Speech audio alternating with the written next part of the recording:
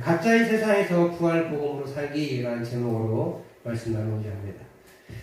사진 하나 보실까요? 2014년 4월 16일 오전 11시. 우린 충격적이지만 다양한 뉴스를 듣습니다. 이 사진입니다. 단원고 측 학생 모두 구조. 안산 단원고 학생들 전원 구조. 이 뉴스가 뭐였냐면 2014년 4월 16일 세월호 침몰 사건이에요. 세월호는 2014년 4월 15일 인천 연안여객터미널에서 출발합니다. 밤에 출발하는 거예요. 그래서 제주를 향하다가 16일 진도군 병풍도 앞 인근 해상에서 침몰합니다. 그리고 침몰한 지 얼마 되지 않아서 뉴스로 저렇게 나왔어요. 그래서 다행이네. 그랬죠. 11시 1분 07초네요. 그리고 밑에는 11시 1분 20초. 캡처 화면입니다. 역시 다행이다 라고 하고 넘어갔는데, 전원구조라는 각 방송사에서 뉴스의 내용과는 다르게 그날 304명의 사망 및 실종 사건이 일어납니다. 총 인원 476명 중에 172명만 생존했고 304명이라는 실종자가 발생해서, 사망 및 실종자가 발생해서 우리나라 단일 사건으로 가장 많은 인원이 사망 혹은 실종되었습니다. 그 중에 안산 단원고 학생 325명이 탑승해서 그 학생들의 피해가 가장 컸는데요. 더구나 이 학생들의 피해가 가장 컸던 이유는 이 선장이 방송 잘 듣고 밖으로 나가지 말고 안에 잘 계세요 라고 해놓고 도망간 거예요. 그 말을 듣고 앉아있어서 어떻게 되겠지 하는 그 마음으로 앉아있어서 그 생명이, 그 귀한 생명이 더 많이 희생되었습니다. 그 선장도 가짜 뉴스를 보냈죠. 그리고 마치 꼭 일부러 죽이려고 했던 것처럼 자기만 쏙 빠져나갑니다. 차라리 자기가 그 가짜 뉴스를, 가짜 그 고발을 방송을 하지만 않았더라도 더 많은 사람들이 살아났을 거예요. 그런데 자기만 살고자 도망가 버리고, 가짜 뉴스를 한 다음에, 방송을 한 다음에 도망가 버리고 자기만 살았습니다.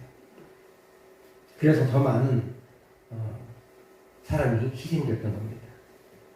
세상에는 뉴스가 참 많습니다. 그런데 오보, 가짜 뉴스가 판을 칩니다. 특별히 현대 유튜브나 개인 방송들을 많이 하잖아요. 그게 여러분 모르시겠지만 수입이 굉장히 짭짤합니다. 아니, 짭짤한 게 아니라 어떤 사람들은 연봉이 막 1억 이렇게 되는데요. 방송을 해가지고 자기의 주 사업이 부수업이 되는 그런 경향도 많아요. 수천만 원, 수억 원도 봅니다. 그러다 보니까 사람들에게 막 요즘 말로 어그로를 끈다고 하는데 이슈를 만들어내는 거예요. 거짓말이든 좀 강력하게. 뉴스도 그렇잖아요. 강력하게 이렇게 하다 보니까 뉴스 제목도 그렇고, 그리고 실제 내용도 약간 부풀려져서 진행이 됩니다.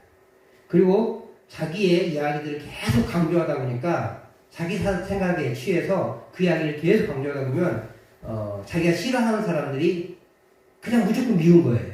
그러다 보니까 그 사람에 대해서 험담만 계속 해대고, 그 험담을 부풀려서 마치 진짜처럼, 그 다음에 아니면 말고 이런 식으로. 왜냐하면 돈은 들어왔기 때문에. 돈은 들어오거든요. 그 사람이 거짓말을 했든 진짜 말을 했든 상관없어요. 돈은 들어와요. 그 시청률이 많으면. 자신의 개인적인 이득을 챙기기 위해서 가짜 뉴스를 악의적으로 생산하는 사람들이 참 많습니다. 그래서 우리는 혼란케 해요. 심지어 아까 여기처럼 신뢰감 있는 방송국에서 저는 오보나 가짜뉴스, 여러분 방송국에서도 가짜뉴스를 내보는 때가 있어요. 사람들을 끌어들이기 위해서. 그리고 나중에 아니면 말고 이런 식으로. 그렇게 가짜뉴스나 오보를 보내면 더 많은 사람들이 가짜뉴스의 현혹들이 있죠. 그렇게 가짜뉴스가 계속 생산되어지다 보면 사람들은 그것을 진짜처럼 여깁니다. 그래서 저것이 팩트다라고 생각하는 거예요. 사실이라고. 특별히 유튜브나 현대 인터넷 알고리즘은 내가 한번 클릭한 것을 다시 보여주는 거예요. 가끔 이런 거 있어요. 내가 어떤 것을 검색해서 인터넷에 샀어요? 그럼 내가 그걸 다시 초도에 사야 안 사요? 앞은 안 사잖아요. 근데 계속 그 광고가 떠요. 또 내가 어떤 유튜브를 시청하잖아요? 그럼 그 유튜브가 생성된, 만든 사람의 것을 계속 보여주거나 아니면 그와 관련된 주제의 내용들을 계속 보여주는 거예요. 그럼 계속 그걸 시청하겠죠? 그러면 이제 내 유튜브 화면은 그와 관련된 내용만 나오는 거예요. 그래서 이것이 진짜라고 믿게 됩니다. 그래서 내가 한번 클릭하면 그것을 계속 봐지게 되고 계속 보다 보면 이게 진짜라고 믿는 거예요. 사실일 수도 있죠. 근데 대부분은 개인적인 피셜이라고 하죠. 피셜. 개인적인 생각인 거예요. 그러다 보면 또 더 자극적이다 보면 거짓말을 만들어내기도 하고 아예 처음부터 거짓말을 만들어낸 사람도 많이 있습니다. 그래서 우리가 유튜브나 영상들을 볼 때요 조금 조심스럽게 봐야 돼요. 특별히 시사같이 누구 나쁘다, 누구 공산당이다, 누구 뭐다 이런 것들은 조심해서 보셔야 됩니다. 그리고 만약에 그 유튜브 알고리즘에 빠지기를 원하지 않는다면 그 영상 시청 기록들을 한 번씩 삭제해 주셔야 돼요. 우리 핸드폰으로 보시잖아요, 주로. 어플을 삭제해서 다시 까시면 괜찮아요. 그런 식으로라도 해서 영색을 다시 초기화하는 방법들이 있습니다. 아니면 일부러 다른 걸 검색해보는 거예요. 계속 보여지는 것만 보는 게 아니라 내가 다른 것들을 검색해서 일부러 그러면 그와 관련된 영상들이 나오니까 균형을 맞출 수가 있어요. 그래서 어느 한쪽 알고리즘에 의해서 보여지는 것만 보는 게 아니라 내가 균형을 맞추기 위해서는 노력이 필요하다는 거예요.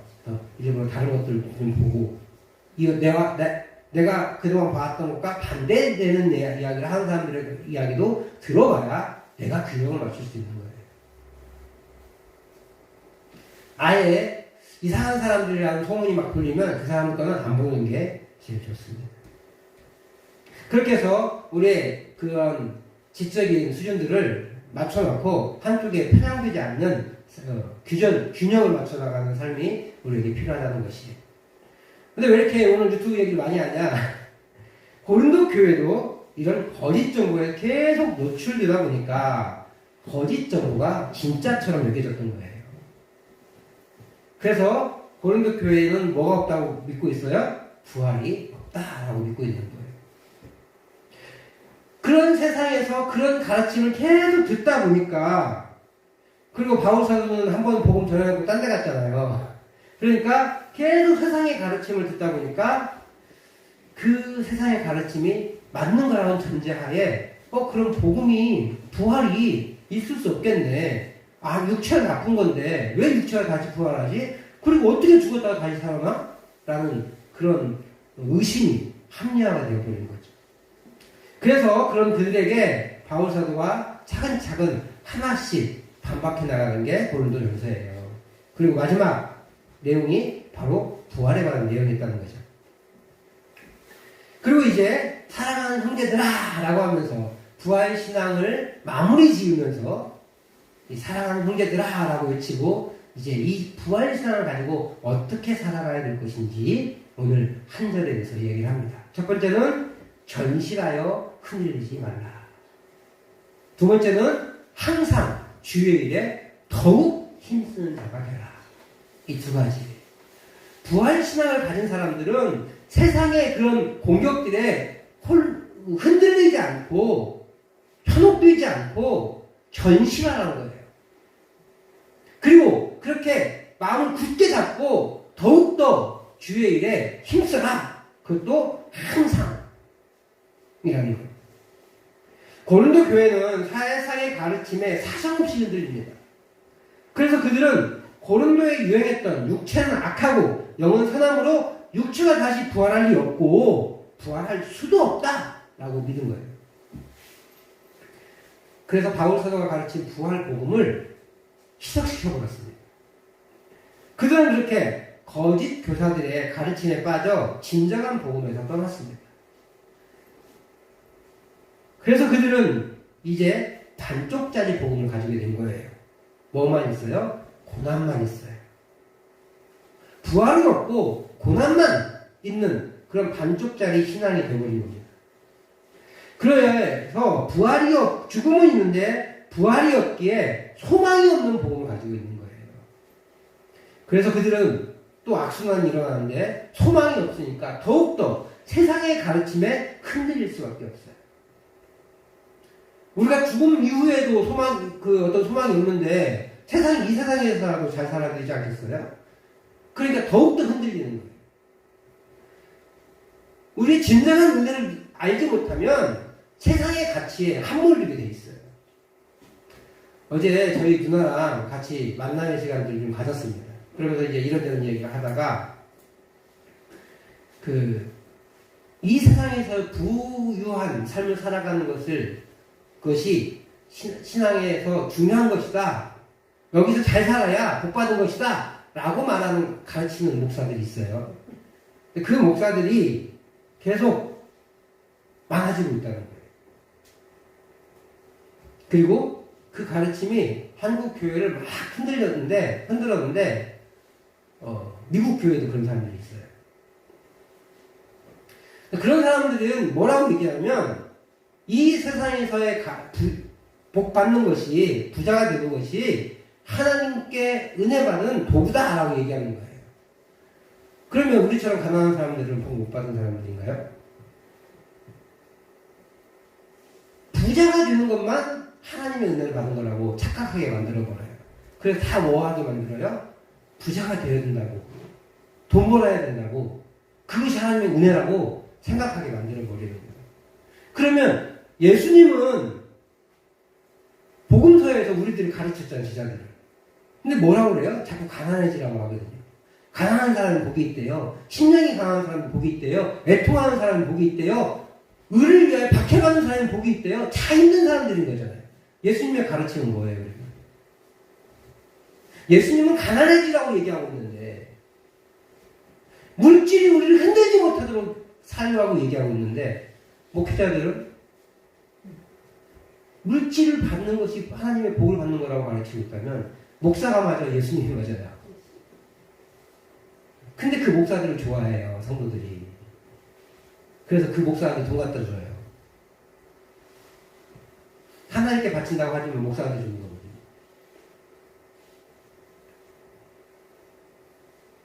뭐가 없어서 그래요? 소망이 없어서 그래요. 부활 소망이 없어서 그래요. 하나님 나라의 소망이 없어서 그래요.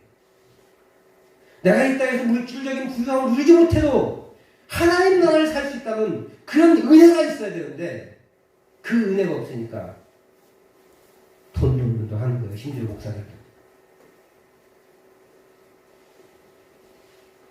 하나님이 물질을 주실 수 있습니다. 그러면 그 물질을 왜 주시냐? 하나님 나라를 위해서 더 잘 사용하라고 주시는 거예요. 하나님은 저한테 물질을 주시지 않습니다. 저 대학교 신대원 1학년 때 깨달았어요. 주님이 우리 지금 나한테 돈을 안 주시는구나. 깨달았어요. 계획을 잔뜩 세워놨는데 안 주시더라고요. 그래서 주님이 안 주시는구나. 그 다음부터는 저는 물질에 욕심을 버리지 않습니다. 주시면 주고 없으면 없는 대로 삽니다. 저는 그래서 물질로 막 어떤 걸 숨기려고 하지 않습니다. 저의 은혜는 그겁니다. 그냥 주신 대로 살고 주신 만큼만 살고 굶겨주기진 않으시더라고요. 물론 저도 속상할 때가 있었습니다. 물질이 너무 없으니까 속이 상할 때가 있더라고요. 근데 하나님이 그 속상함까지 아시고 다른 상황을 만들어서 바꿔주시더라고요. 그 속상함을 이겨낸 다음이 물질적으로 가장 풍요했던 것 같아요. 우리에게 소망이 없으면, 부활 소망이 없으면 현실에 집착합니다. 우리에게 하나님 나라 백성의 소망이 없으면 현실에 집착합니다. 그래서 바울 사도는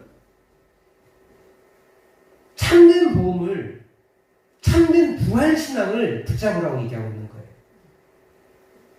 부활 복음을 올바르게 붙잡고 있을 때 우리는 세상의 가르침을 이겨낼 수 있어요. 이 현실을 뛰어넘을 수 있어요.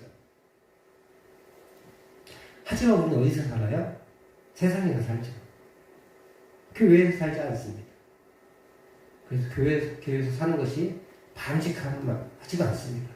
먹고 살 수가 없으니까. 그러다 보니까 우리는 당연하게도 어디의 가치를 더 많이 얻을 수밖에 없느냐? 세상의 가치를 더 많이 들을 수밖에 없어요. 그러니까 혼란스러울 수밖에 없는 거예요. 가짜뉴스의 함정에 쉽게 빠질 수밖에 없는 거죠. 이것을 이길 수 있는 단 하나의 방법이 복음의 확신을 갖는 거예요. 더군다나 부활 복음의 확신을 갖는 거예요. 예수님이 부활하셨고, 그리고 그 예수님의 부활 때문에 나도 부활할 것이라는 믿음. 그 부활의 확신이 우리에게 있어야 이 세상의 가르침을 뛰어넘을 수 있고 이 세상의 가르침에서 흔들리지 않을 수 있다는 것이에요. 이 부활 복음을 올바르고 이해한 것을 바탕으로 한 신앙을 견지할 때 우리는 세상의 거짓 가르침에 흔들리지 않을 수 있습니다. 그래서 바울 사도는 견실하여 흔들리지 말라. 어디에 견실하래요? 복음 신앙이에요. 복음 신앙에 견실하여서 흔들리지 말라라고 권면하고 있는 거예요. 이렇게 바울 사도는 부활 신앙을 가지고 흔들리지 말라라고 가르치면서 이제 뭐 합니까? 항상 주의 일에 더욱 힘쓰라. 이 항상이나 더욱이라는 둘 중에 말 한마디는 빠져야 돼요. 참 그 언어를 못 하시는 것 같아요. 항상 주의 일에 힘쓰라 라고 하든지 주의 일에 더욱 힘쓰라 라고 해야 돼요. 그게 문법상 맞아요. 근데 바울 사도는 문법을 파괴한 거예요. 왜요? 엄청 강조하고 싶으니까. 주의 일에 더욱 힘쓰는데 어쩌다 한 번씩만 더 힘쓰는 게 아니라 항상 매 순간순간마다 그렇게 주의 일에 더욱 힘쓰라는 거예요. 그럼 이렇게 질문할 수 있겠어요. 항상 주의 일에 더욱 힘쓰면 언제 먹고 살아요? 하나님. 언제 먹고 살아요, 목사님? 왜 바울 사도는 주의 일에 더욱 힘쓰라고 합니까? 이것이 맞다 하니까. 이것이 옳으니까. 그럼 우리는 언제 먹고 살아야 돼요? 이 주의 일에 대한 해석을 다시 하셔야 돼요. 우리는 주의 일에 힘쓰라고 하면 어떤 생각을 합니까? 하나님께 예배 드리고, 그것도 교회 나와서 예배 드리고, 두 번째로 교회 봉사하고, 교회에 와서 이제 우리 교회 같은 경우는 주변에 이제 풀과 밭이 있으니까 그 풀도 메고 밭도 정리하고, 물론 우리 권사님들이 시간을 내서 밭을 만들어 주셨는데 우리 힘으로 할 수 없으니까 하나님이 트랙터를 보내주시더라고요. 딱 10분 일했어요. 근데 10분 일하니까 트랙터가 와서 다 갈아주고 가더라고요. 그래서 그날 끝낼 수 없는 일인데 그날 끝낼 수 있었어요. 만약에 트랙터가 오지 않았다면 우리는 계속 나와야 됐을 거예요. 그죠? 그날 하다가 빨리 여기까지만 하시죠 하고 또 하다가 다음날 또 나와서 혹은 뭐 토요일날 또 나와서 또 일을 했어야 했을 거예요. 하나님 예배 방해하지 않게, 그리고 또 우리의 수고를 덜기 위해서 하나님께서 다 그 시간을 보내주시는 거 보면 정말 힘들었다라고 깨달았어요. 그 일을 마치면서 제가 그랬어요. 속으로. 야, 이 사람이 10분만 일찍 지나갔어.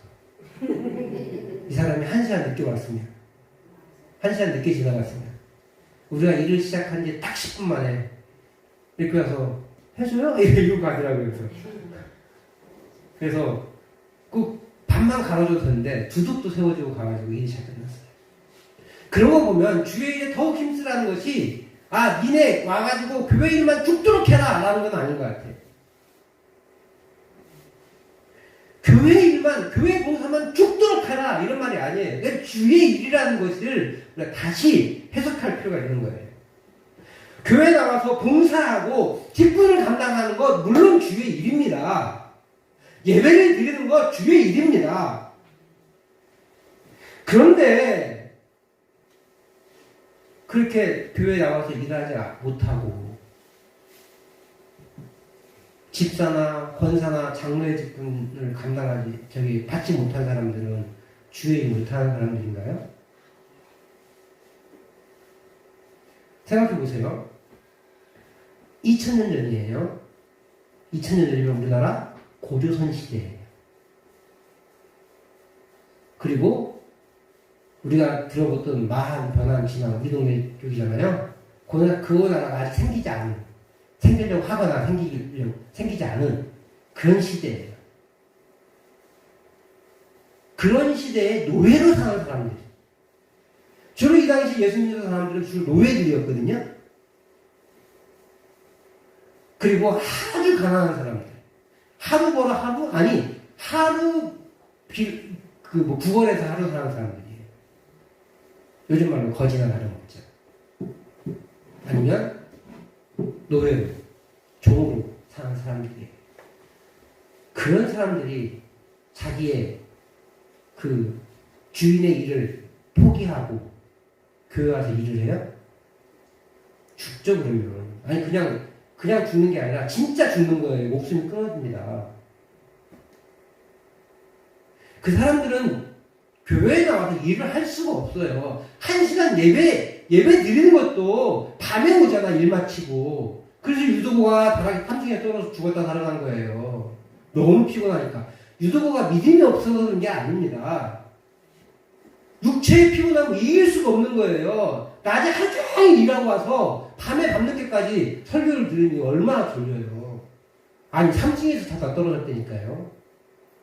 쉬운 일이겠어요. 여러분 3층에 이렇게 유태력에 앉아있는데 거기서 졸리면 오겠어요? 얼마나 피곤한 거겠어요. 유도보가 믿음이 없어서 그런 게 아니에요. 그런 사람들이에요. 근데 와서 교회 일을 하고요. 교회가 이렇게 아름다운 건물이 있었을까요? 없었습니다. 교회 일이라는 게 없어요. 그러니까 오늘 바울사도의 고백은요, 이 가르침은 교회 나가서 봉사해라 이런 얘기가 아니에요. 그것을 포함하지만 요즘처럼 이렇게 조직되어 교회고 교회 일들이 많이 있고 교회 사역들이 많이 있으면 당연히 섬기는 일들이 필요하지만 그것이 주의 일의 전부가 아니라는 거예요.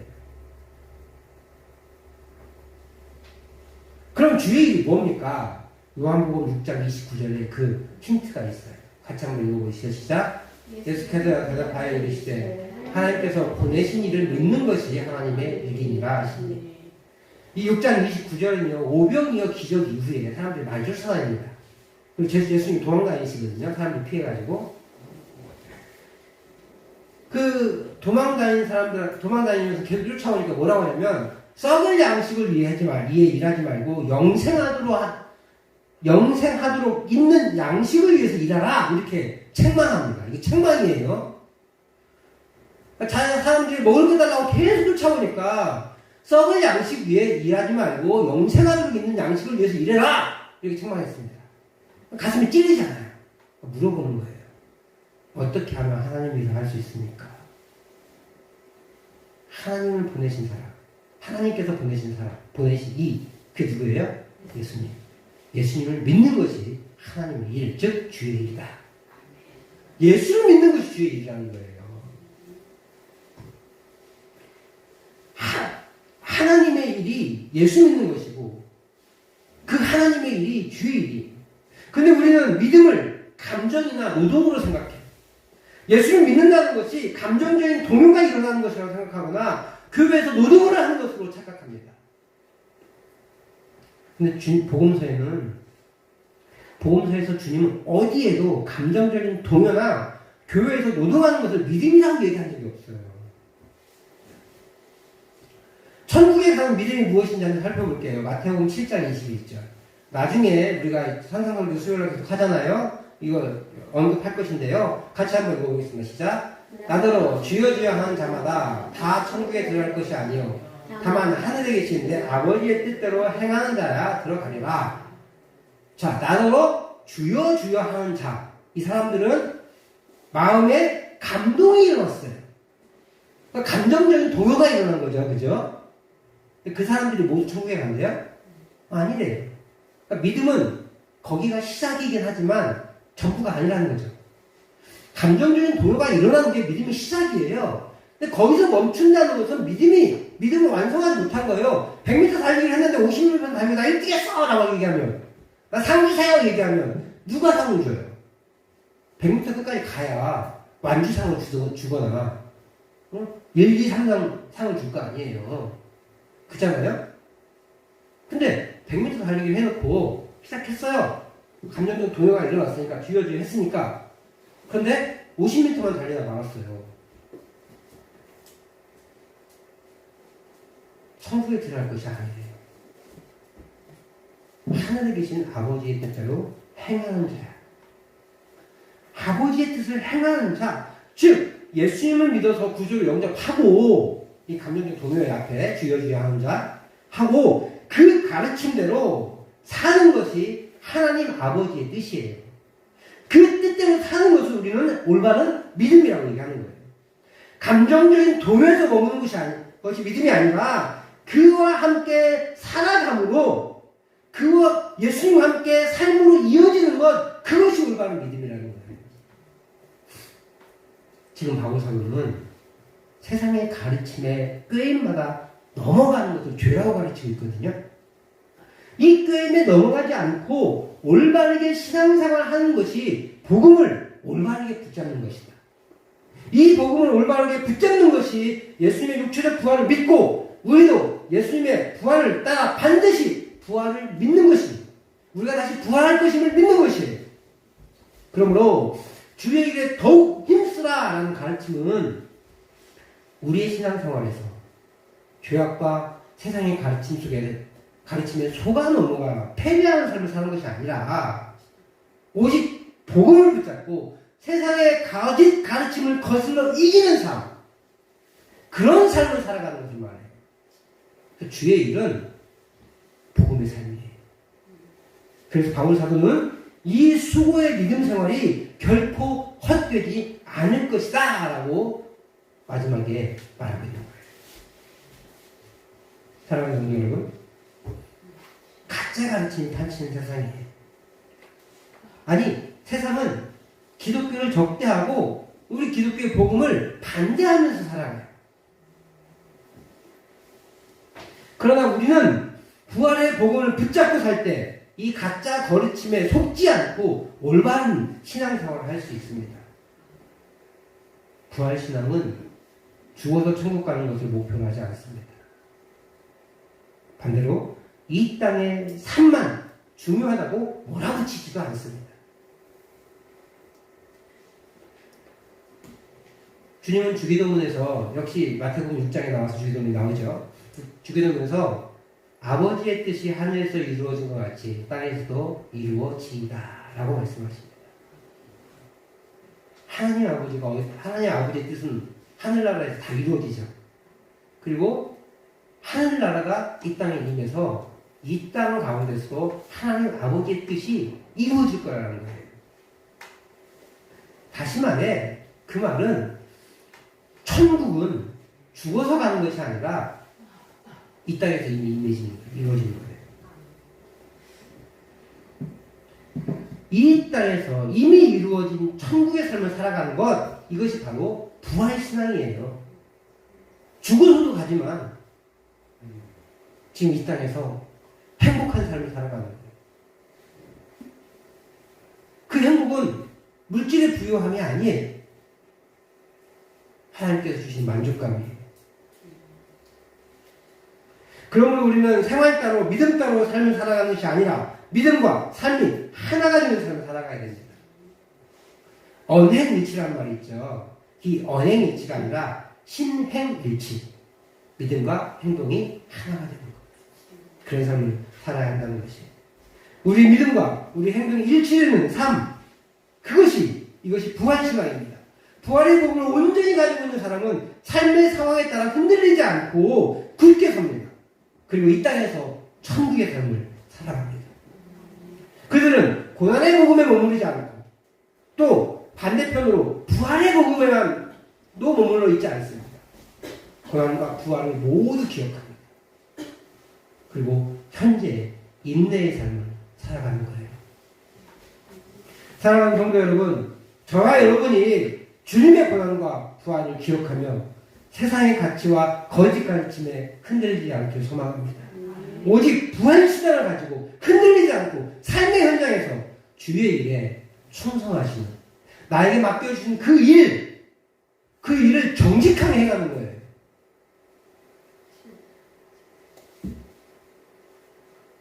제가 순창에 왔잖아요. 순창에 와서 여러 사람들이 고추장을 물어봅니다. 그래서 저는 자신 있는 거예요. 다른 사람들이 어떻게 만들지는 모르지만 우리 원탄이 만드시는 고추장은 나쁜 거 섞지 않는다. 맛은 어떨지 모르겠다. 근데 내가 먹으니 맛있더라. 물어보면 저는 이렇게 대답합니다. 그리고 제가 선물을 한 번씩 드리는 분들이 계시잖아요. 그러면 틀림없이 너무 좋다고 나중에 또 사 먹고 싶다. 그 광고가 되더라고요. 뭐 때문에? 정직했기 때문에. 나쁜 거 섞지 않았기 때문에. 한국산이라고 해놓고 중국산 섞지 않았기 때문에 우리 믿을 수 있는 거예요. 그게 주의 일이에요. 내가 현장에 나가서 그것에 돈 좀 더 벌라고 부실하게 짓지 않는 것, 거기에 뭐 섞지 않는 것, 농약 쳐놓고 무능력이라고 거짓말 하지 않는 것, 이것이 주의 일을 감당하는 거예요. 조금 덜 벌겠죠. 남들보다. 남들 100만 원 벌 때 우리는 70만 원, 50만 원 벌 수 있을 거예요. 하지만 그것이 주의 일을 감당하는 거예요. 그리고 그 일을 주님 기뻐하시는 것이고 그것 자체가 선교의 삶, 예배의 삶이에요. 그리고 그것이 주의 일인 거예요. 우리는 예배와 우리 공동 예배와 믿음의 예배를, 삶의 예배를 하나로 보셔야 돼요. 이렇게 예배 드리는 것과 내 생활 방식은 달라라고 하는 이원론적 삶이 아니라 이론론적 삶. 하나가 되는 거예요. 그래서 정직할 수밖에 없는 거예요. 그렇게 세상의 가치에 그렇게 하면 니네 못 살아, 그렇게 하면 돈 못 벌어, 망할 수밖에 없어. 네, 망하라죠. 하나님 손인데. 망하면 주님이 다르게 책임주셔야죠. 오만하지 않고 오만하라는 소리가 아니에요. 주님의 책임을 믿으라는 거예요. 그래야 우리가 흔들리지 않은 거예요. 어려움이 있을 수 있죠. 어떤 분이 식당을 하는데 술 안 팔 때까지 하고 망했대요. 어려움이 있을 수 있죠.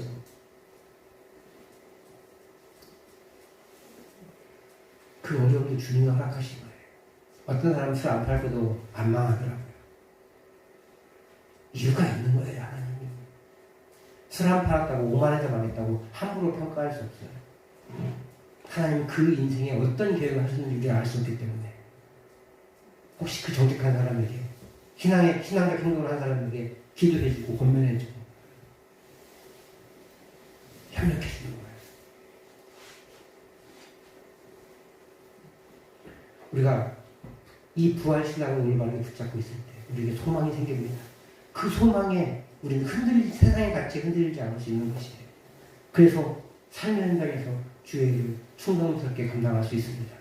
저와 여러분들이 그렇게 삶의 현장에서 주의 일을 충성스럽게 감당하고 또 주님 주신 그 기쁨들, 행복들을 누리시길 주의 이름으로 축복합니다.